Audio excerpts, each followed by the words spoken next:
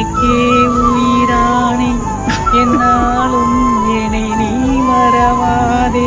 Summer holidays வந்தாச்சு, நம்ம GT ஹாலிடேஸும் வந்தாச்சு. GT holidays, South India's number 1 travel brand. கலக்க போவது யாரு ஃபேமான தீனா அவர்கள் அவங்க லைஃப்பில் நடந்த இம்பார்ட்டண்ட் அப்டேட்டை இப்போ சோஷியல் மீடியாவில் ஷேர் பண்ணியிருக்காங்க. எஸ், அவங்க அப்பா ஆக போகிறாங்க அப்படின்ற ஹாப்பி நியூஸ் ரொம்பவே அழகான ஃபோட்டோஸோடு ஷேர் பண்ணியிருக்காங்க. ரொம்பவே பியூட்டிஃபுல்லான ஃபோட்டோஸோடு சேர்ந்து ரொம்பவே ஒரு அழகான கேப்ஷன் போட்டிருக்காங்க. என் உயிர் பெற்று உன் உயிர் கொண்டு நம் உயிரை பெறுவோம் என் உயிரே அப்படின்னு சொல்லிட்டு ரொம்பவே ஒரு அழகான கேப்ஷன். அண்ட் அந்த மெட்டர்னிட்டி ஃபோட்டோ ஷூட் பார்க்கறதுக்கு ரொம்பவே பியூட்டிஃபுல்லாக இருக்குது. ஒரு பக்கம் கெரியர் நிறைய புதிய முயற்சி பண்ணிக்கிட்டு இருக்காங்க. ஆட் டைரக்டரா ஒரு பக்கம் இருக்காங்க. அண்ட் அது மட்டும் இல்லாம படங்கள்ல நல்ல முக்கியமான கதாபாத்திரங்கள்ல நடிச்சிட்டு வராங்க அப்படின்னு நம்ம எல்லாருக்குமே தெரியும். அண்ட் கெரியர்ல ஒரு பக்கம் கிராஃப் அப்வர்டா போயிட்டு இருக்கிற இந்த சமயத்துல இவங்களோட பர்சனல் லைஃப்லயுமே ரொம்பவே ஒரு முக்கியமான தருணம் எட்டி பார்க்குறாங்க. அண்ட் அந்த தருணத்தை ரொம்பவே ஒரு ஹாப்பி நோட்ல ஷேர் பண்ணும்போது அவங்களோட செலிபிரிட்டி ஃப்ரெண்ட்ஸ்ல இருந்து அவங்களோட க்ளோஸ் ஃப்ரெண்ட்ஸ், ஃபேமிலி எல்லாருமே அவங்களோட வாழ்த்துக்களை சோஷியல் மீடியா மூலமா தெரிவிச்சிட்டு வராங்க. அந்த வகையில நாஞ்சில் விஜயன் அவர்கள் கியூட் கங்க்ராச்சுலேஷன்ஸ் அப்படின்னு அமைச்சிருக்காங்க. தீனா அவர்களோட க்ளோஸ் ஃப்ரெண்டான ஷரத் அவர்களோட வைஃப் கிருத்திகா அவர்கள் கியூட்டீஸ் அப்படின்னு சொல்லியிருக்காங்க. அண்ட் சைத்ரா அவர்கள் காட் பிளஸ் யூ 3 அப்படின்ட்டு அவங்களோட விஷஸ் ஷேர் பண்ணியிருக்காங்க. ராஜ்மோகன் அவர்களோட வைஃப் ரொம்பவே அழகான ஒரு நோட்டோட சேர்ந்து பியூட்டிஃபுல் அப்படின்னு சொல்லியிருந்தாங்க.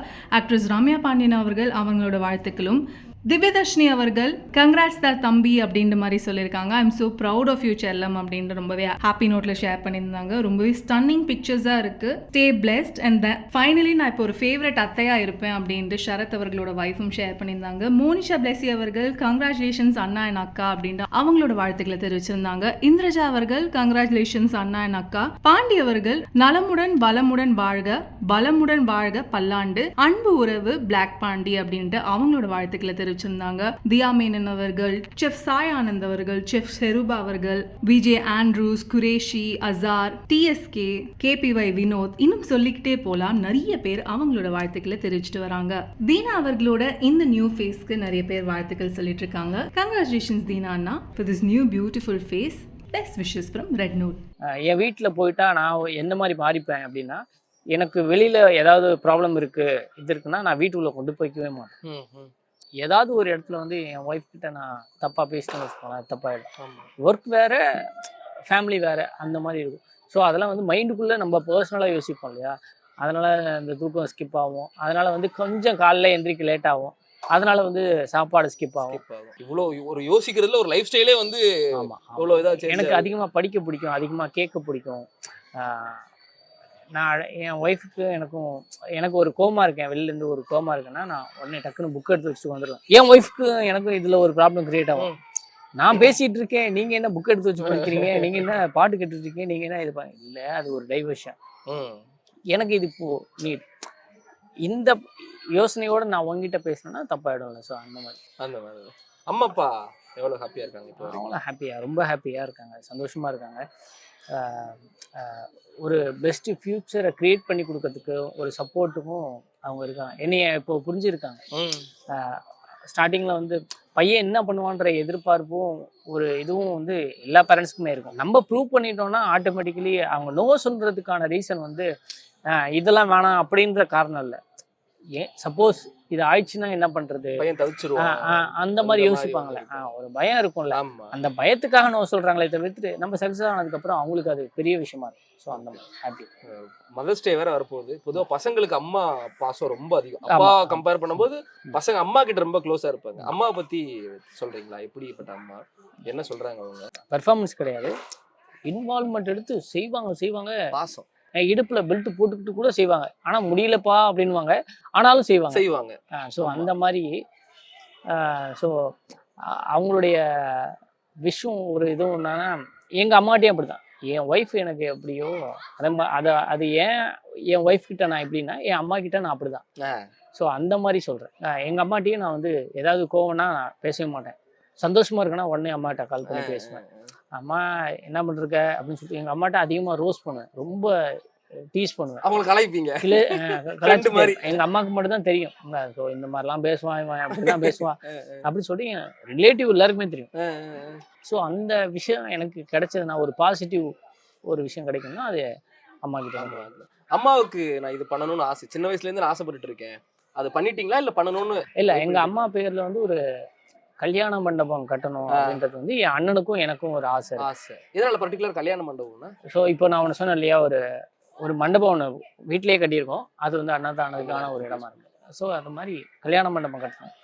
ஸோ இப்போ நமக்கு வந்து வீட்டிலேயே கல்யாணம் பண்ணியிருப்பாங்க அவங்களுடைய பீரியட். ஆமா ஆமா. ஸோ இந்த மாதிரி சில விஷயங்களை பண்ணி அம்மா பேர்ல ஆரம்பிக்கணுன்ற ஒரு ஆசை. கல்யாண மண்டபம் அப்படிங்கிறது கூடிய சீக்கிரம் எதிர்பார்க்கலாம் இல்லையா? கண்டிப்பா பண்ணலாம் அதெல்லாம் ஒண்ணு பண்ண முடியாம என்ன இருக்கு? அதான் சூப்பர் தான். அது நீங்க ஃபர்ஸ்ட் சொன்ன மாதிரி இங்க முடியாதுன்னு எதுவுமே இல்லையே, எல்லாத்தையுமே முடிச்சு காட்டுறலாம் அப்படிங்கிற ஒண்ணுதான். யார் நோ சொன்னாலுமே நான் வந்து அதை பெரிய விஷயமா எடுத்துக்க மாட்டேன். நான் கேட்கிறேன், ஒரு ரெக்வஸ்ட் வைக்கிறேன்னு வச்சுக்கோங்களேன், அது நோ சொல்லிட்டாங்கன்னா எனக்கு அது பிரச்சனையே கிடையாது. என்னால பண்ண முடியுன்ற நம்பிக்கை எனக்கு ஃபர்ஸ்ட் இருக்கும், மற்றவங்களுக்கு இருக்கணும்ன்றது எனக்கு இல்லை. நான் உங்கள்கிட்ட இதை சொல்றேன், அவ்வளவுதான். நீங்க ஒரு இதுல கூட சொல்லியிருக்கீங்க, எங்க ஊர்ல எங்க அம்மா அப்பாக்கெல்லாம் நான் இவ்வளவு பேசுவேனே தெரியாது அப்படிங்கிற மாதிரி எல்லாம் சொல்லியிருந்தீங்க. பார்த்தேன். இப்போ ஊர்ல ஃபர்ஸ்ட் பார்த்த தீனாவுக்கும் இப்போ இங்க டெலிவிஷன் சினிமாவுக்குள்ள வந்த தீனாவும் பாக்குறதுக்கு என்ன சொல்றாங்க? ஊருக்குலாம் போனா என்ன சொல்லுவாங்க? ஐயா அவங்களுக்கு ஒரு எக்ஸைட்மெண்டா இருக்கும். ஆனா வந்து எக்ஸைட்மெண்ட் இருக்கும், ஆனா வந்து அவங்களுக்கு ஒரு ஷாக்கிங் மாதிரி தான் இருக்கு இப்போ வரைக்கும். ஆனா வந்து வில்லேஜ் இல்லையா, அதனால வந்து பெரிய எக்ஸைட்மெண்ட்லாம் இருக்காது இங்க சென்னையில இருக்கிற மாதிரி.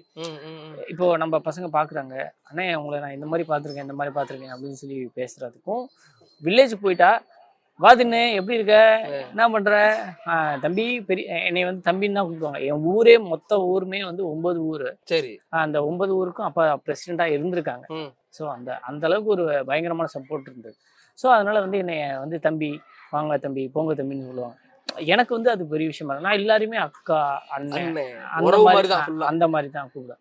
இப்போ நான் ஐயான்னு கூப்பிடுறேன்ல, அந்த ஐயான்ற பழக்கம் வந்து ராமரான் இப்ப சொல்றாருல ஐயா அப்படிலாம் இல்லையாண்டு, இது வந்து என்கிட்ட இருந்து தான் ஃபர்ஸ்ட் கிரியேட் ஆச்சு. விஜய் டிவிக்கு பழகுனது நான் வந்து ஐயா ஐயா ஐயா ஐயான்னு தான் எல்லாத்தையும் பேசுவேன், ஊர் வழக்கம். ஆமா ஆமா, அந்த மாதிரி ஒரு இது பாண்டிங் இருக்கு ஊருக்குள்ள. அவங்க வந்து எனக்கு எல்லாருமே ஒரு ரிலேஷன் மாதிரி என் ஊர்ல இருக்கவங்க.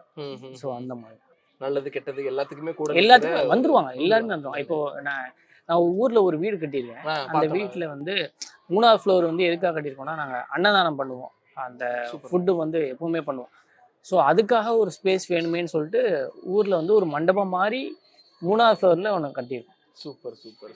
இவங்க தான் இங்க, இவங்க இல்லாம யாரும் வரக்கூடாது, நம்ம சொந்தக்காரங்க மட்டும் அப்படிலாம் கிடையாது, யாரா இருந்தாலும் சரி நம்ம வீட்டுக்குள்ள அப்படிதான் வந்துதான்.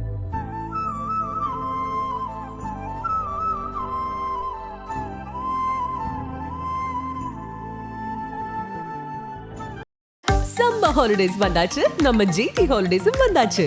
GT holidays, South India's number 1 travel brand.